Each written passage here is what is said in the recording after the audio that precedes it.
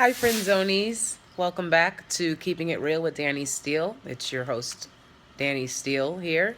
Thanks for coming back. And today I want to talk to you guys about interracial dating some more.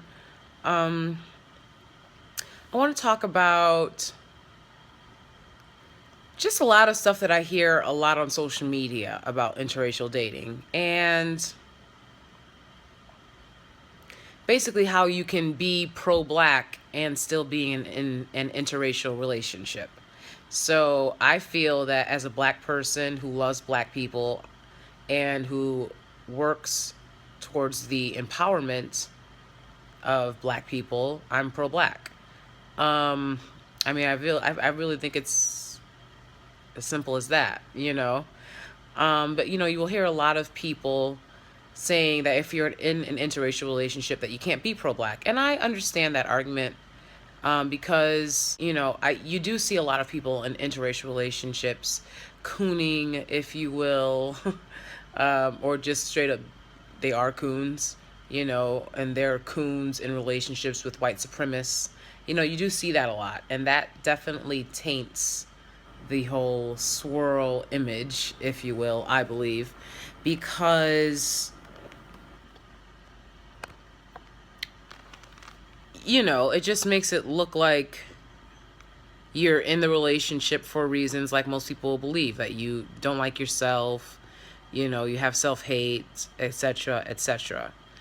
And there's an article going around about a woman who I think it's called "My Husband's Internal Racism Almost Ruined Our Marriage" or something. I will try to find it and put it in the description box. But basically, she was talking about learning that her husband does have issues still with internalized racism. That he didn't think he had an issue, probably because he liked a black woman, but he found out through being with her that a lot of the things that he said, a lot of his viewpoints were problematic and or borderline racist, or racist, whatever, and I think that a lot of times people who date interracially, as if loving a black person is some magical thing, that makes them just not be racist. They don't understand that just because you're in an interracial relationship doesn't mean that you don't have to stop working on your internalized prejudices and, racist responses and anti-blackness and all of that. So, a lot of people get very defensive when I talk about this, but this is something that, I feel like a perfect example of is Jessica Ramsey, Jessica Lay. She's got Decoded on MTV. She's a correspondent on the nightly show with Larry Wilmore. And, she started out as a YouTuber, and she's still a YouTuber, and she does really great things. She writes for, various publications as well. So I think that she's a perfect example of someone who proves that, you can be in an interracial relationship and still hold your partner accountable to, and make them hold themselves accountable to their privilege, whatever the case may be. If they're white, if they're, white passing, whatever have you. You can still do that. It's not some huge thing. And if you're having a hard time talking about the racial issues with your partner, then I think that you personally need to re-examine your relationship, because only an insensitive person is not focusing on what's going on in the world right now. And these are some of the huge issues. And if you're black and you're ignoring what's going on, shooting of unarmed black people, police brutality, the incarceration rate, just the economic status and level that most black people are relegated to. If you just have to be just really stupid to be tuning that all out and to not be having these conversations. So if you're a smart person, you want to have these conversations. And if your partner loves you, they'll want to converse with you. And if that's not happening, you need to re-examine your relationship. Like, it's really just that simple.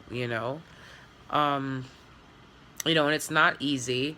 I said on a previous post of mine on my Facebook, I don't really advocate interracial dating because I feel like it's very difficult and there's a lot of issues that people don't tell you about, and they just make it look like some glamorized lust fest on TV, and that's not what it is. If you are a conscious person, you know, dating someone who lives in America who's been indoctrinated with the ideas of white supremacy. And,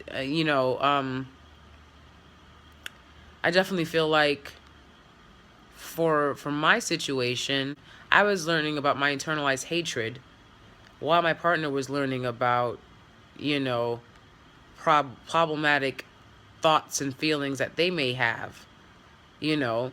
And so we were kind of learning together, like, oh shit, about what's going on. And that's something that makes it work for us. Um, and I just feel like you can determine to be alone for the rest of your life if you want. That's on you. But there's like a name for black women that date black men, bedwench, which I really don't give a fuck about the name. It means nothing to me. It's like, what is this, old country? I don't care. What are you gonna, like, you're gonna call me a witch next? Like, I don't care. But bedwench. And like, what's the name for black men that date white women? Like, there is no name.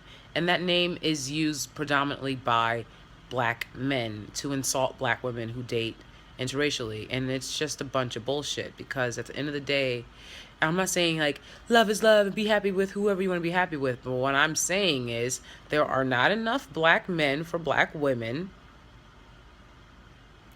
And if you're a black woman that's just like, I'm not going to date until I find the perfect black man, you may very well find yourself fucking alone, or giving opportunities to dudes that don't deserve it because you're determined to,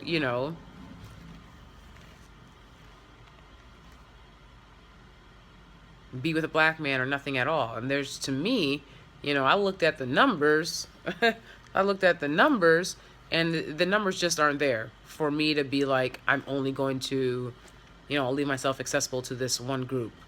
I understand the arguments that people have about, dating white people when black people are being oppressed by them. But you know what? That that mix has gone on for centuries, and you know, um, you don't have any problem dating people who are, descendants of that mix. You know what I'm saying? Like, it went down for a long time, from slave masters raping slave women.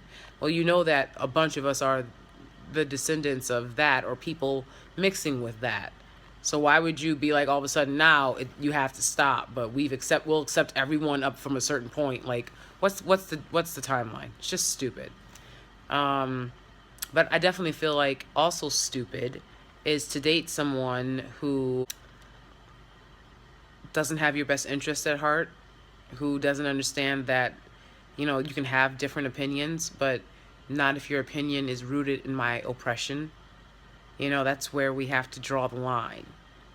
And you can be unapologetic in that.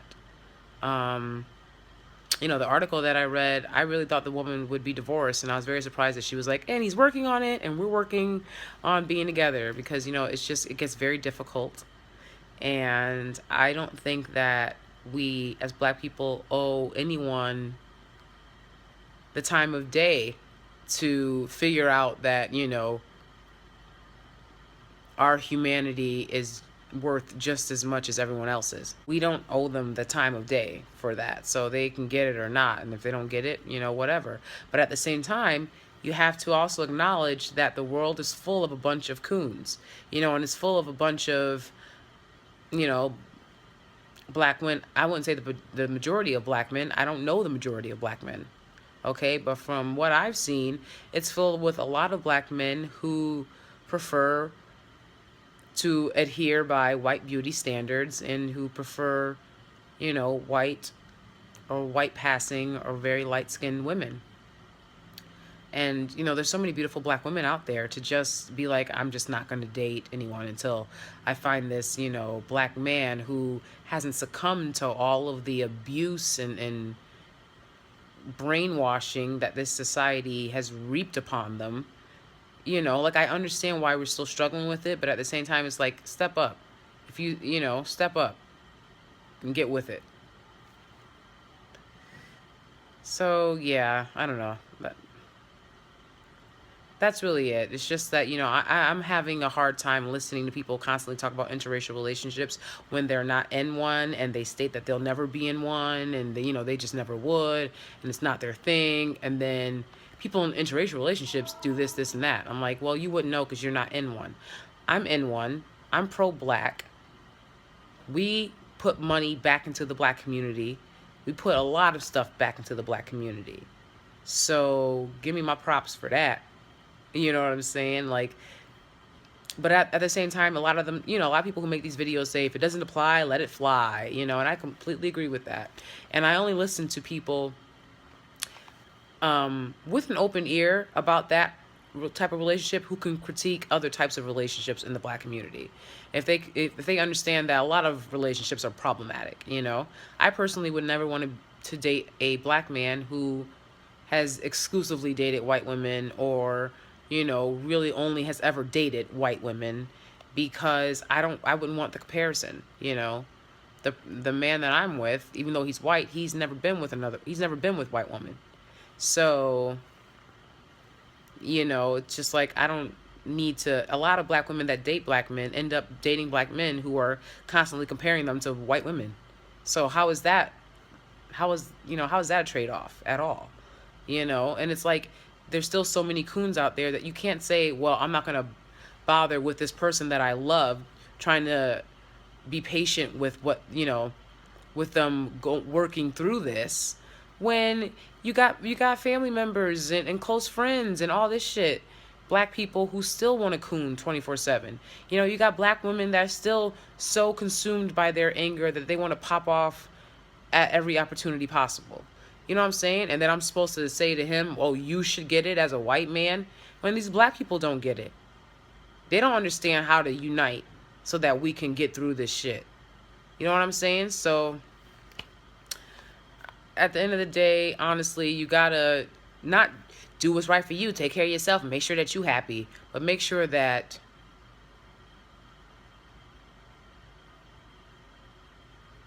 I say, hey, make sure that you're elevating yourself. Make sure that you are taking care of yourself. Make sure that you are not struggling.